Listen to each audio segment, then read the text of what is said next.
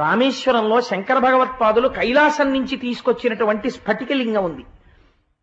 దాని మీద సూర్యకిరణాలు పడకూడదు. ప్రత్యేకం తెల్లవారుజామున 4 గంటలకు ఆ టికెట్ కొనుక్కుని క్యూలో వెళ్ళగలిగితే ఆ స్ఫటికలింగాన్ని తీసుకొచ్చి వేదిక మీద కూర్చోబెడతారు.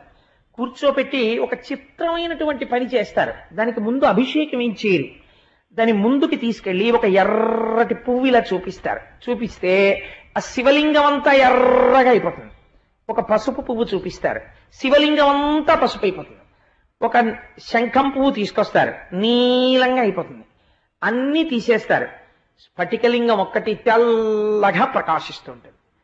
ఇప్పుడు దాని మీద పాలు పోశారనుకోండి తెల్లగా ఉంటుంది, గంధోదకం పోశారనుకోండి పచ్చగా ఉంటుంది. మీరు ఏ రంగు పోస్తే ఆ రంగులో ఉంటుంది, దాని రంగు మాత్రం తెలుపు. దాంట్లో ఉన్న రహస్యం ఏమిటో తెలుసా అండి? అన్ని రంగులు తెలుపులోంచి వస్తాయి, అన్ని రంగులు తెలుపులోకి వెళ్ళిపోతాయి.